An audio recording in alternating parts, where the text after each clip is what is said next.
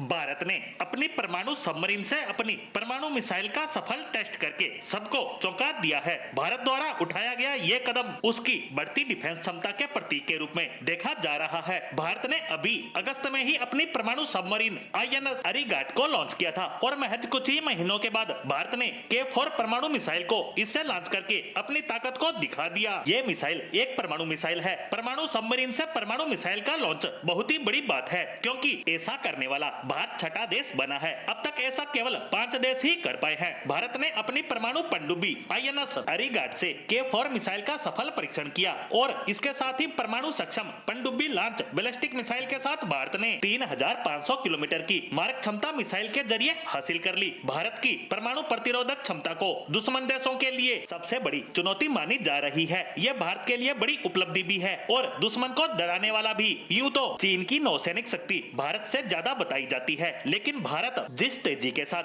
चीन को चुनौती देने के लिए आगे बढ़ रहा है, उससे चीन भी कहीं न कहीं सदमे में है। K4 SLBM दोनों ही देशों के बीच एक नया रणनीतिक संतुलन बनाएगा। भारत के पास K4 मिसाइल का होना ही चीन के लिए सबसे बड़ा और सबसे डरावना सपना है, जिसे भारत ने सच कर दिखाया। 6000 टन की परमाणु पनडुब्बी आईएनएस अरिघाट से इसकी टेस्टिंग हुई है और इसने बवाल मचा दिया। बता दें कि ऐसा करने वाला भारत विश्व में सिर्फ छठा देश है। अब तक इस सूची में अमेरिका, रूस, चीन, फ्रांस और यूके था। इसी पनडुब्बी को SSBN यानी शिप सबमर्सिबल बैलिस्टिक न्यूक्लियर कहा जाता है। भारत की पहली SSBN आईएनएस अरिहंत 2018 में पूरी तरह से चालू हो गई थी और दूसरी आईएनएस अरिघाट को इस साल अगस्त में भारतीय नौसेना में शामिल किया गया है और महज कुछ ही महीनों के बाद भारत ने इससे परमाणु मिसाइल की सफल टेस्टिंग कर दिखाई। K4 परीक्षण से आईएनएस अरिघाट में लंबी दूरी की परमाणु मारक क्षमता बढ़ चुकी है। इससे पहले आईएनएस अरिहंत 750 किलोमीटर रेंज की K15 मिसाइलों से लैस था, लेकिन अब K4